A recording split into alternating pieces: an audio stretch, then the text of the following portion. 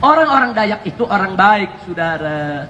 Walaupun mereka banyak yang bukan Islam, adat budaya mereka itu baik. Selama ini mereka nggak pernah ganggu orang Islam, saudara.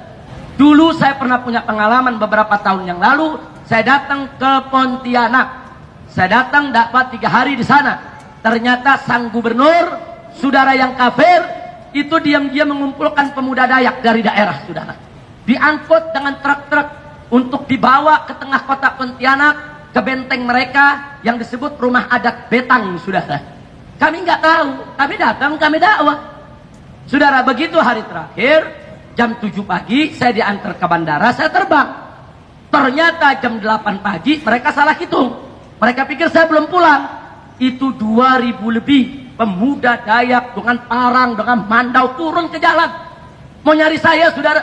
Kemudian saya punya spanduk semua dihancurkan oleh mereka. Lalu apa yang terjadi? Umat Islam Melayu di sana tidak terima, saudara. Umat Islam Melayu, hulu tubalang perangnya nggak terima.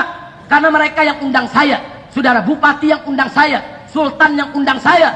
Mereka semua marah. Saudara, akhirnya saudara, umat Islam dari semua suku, Melayunya, saudara, Maduranya, Bugisnya, Makassarnya, Butonnya, Banjarnya, semua turun ke jalan, saudara. Dan akhirnya terjadi tempur antara umat Islam dengan mereka. Di tengah kota, enggak televisi, enggak berani menyiarkan, saudara. Saya dikontak, Habib, apa yang harus kita lakukan? Saya sudah mendarat di Jakarta. Saya katakan, Anda tidak boleh mundur. Begitu Anda mundur, Anda kalah. Anda akan dipotong, Anda punya kepala satu persatu. Apa lupa peristiwa Sampit? Apa lupa peristiwa Sambas? Bagaimana, saudara? 1000 orang Madura disembelih, kepalanya ditumpuk di jalan. Kali ini Anda tidak boleh kalah. Hei umat Islam.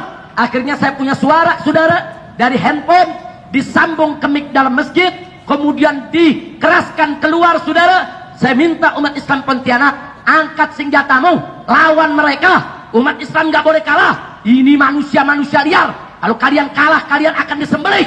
Akhirnya terjadi perang hari itu, saudara. Terjadi perang jam 3 sore, bertempur di tengah kota.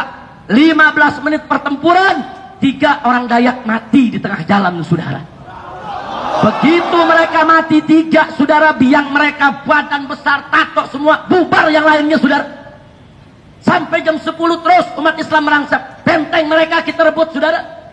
Persis jam 10 mereka telepon saya, Panglima Laskar Melayu. Habib Rizik, ini benteng mereka sudah kita kuasai.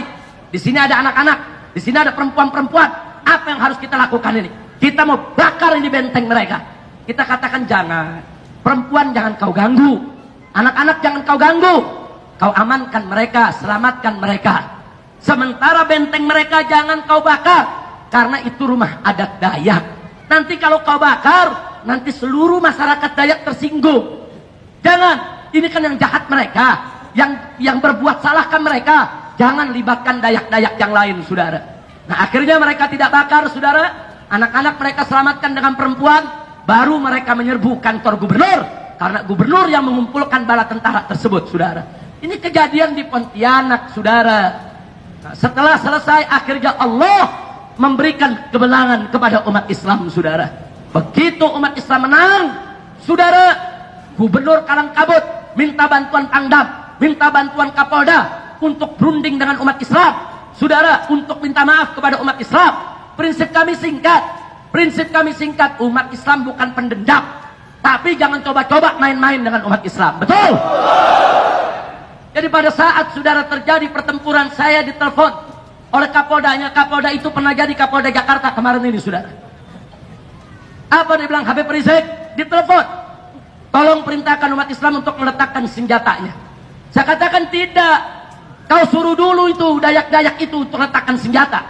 Kalau mereka sudah letakkan senjata, bubar kembali ke kampungnya masing-masing, baru saya instruksikan umat Islam untuk meletakkan senjatanya. Tapi kalau mereka tidak meletakkan senjata, nggak boleh umat Islam untuk meletakkan senjatanya. Kami pengalaman di Ambon, kami pengalaman di Poso, kami disuruh meletakkan senjata. Orang kafirnya sendiri dibiarkan punya senjata. Akhirnya kami dibunuh, kami dibantai, kurang ajar. Dan Allah berikan kemenangan, saudara. Semenjak saat itu, mereka nggak berani ganggu umat Islam, saudara. 3 bulan kemudian saya diundang, kita buat tablik akbar di tengah-tengah lapangan Kodam di Pontianak, saudara. Kita siap perang. Kita siap perang. Kalau mereka mau ganggu kita, saudara, kita nggak pernah ganggu orang. Makanya di sana umat Islam mengatakan, pendeta-pendeta kalian datang ke Pontianak, kami tidak ganggu. Pendeta-pendeta, pastor-pastor kalian datang ini ke seluruh Kalimantan Barat, kami nggak usir. Kenapa ulama kami kalian mengusir? Kenapa habib kami kalian mengusir? Kenapa guru kami kalian mengusir? Orang Dayak mengatakan, ini tanah kami, ini bumi kami. Orang Banjar juga mengatakan, kami juga asli Kalimantan. Melayu juga mengatakan, kami juga asli Kalimantan. Bukan kau saja yang pribumi di Kalimantan. Masya Allah, kira-kira jelas tidak? Semenjak saat itu, saudara, kondisi tenang. Tapi Anda perlu tahu, orang-orang Dayak itu orang baik, saudara. Walaupun mereka banyak yang bukan Islam, adat budaya mereka itu baik. Selama ini mereka nggak pernah ganggu orang Islam, saudara. Diri, saudara. Penggorengannya dipisah, piringnya dipisah, saudara. Kemudian dia punya pancinya dipisah, saudara. Subhanallah, baik tidak? Baik tidak? Nah, lalu kenapa sekarang ini kok mereka menyerang kita? Ada provokator, saudara. Ada provokator yang mengadu domba antar umat beragama, mengadu domba antar suku, mengadu domba antar golongan yang ingin memecah belah Indonesia. Betul? Maka itu saya mau tanya semua, mau diadu domba? Mau dipecah belah? Siap jaga Indonesia? Siap bela Indonesia? Siap jaga NKRI? Siap jaga Bhinneka Tunggal Ika? Takbir! Takbir! Sallu ala Nabi! Nah, itu saja yang saya mau sampaikan, saudara. Jadi artinya, tolong polisi jangan overacting.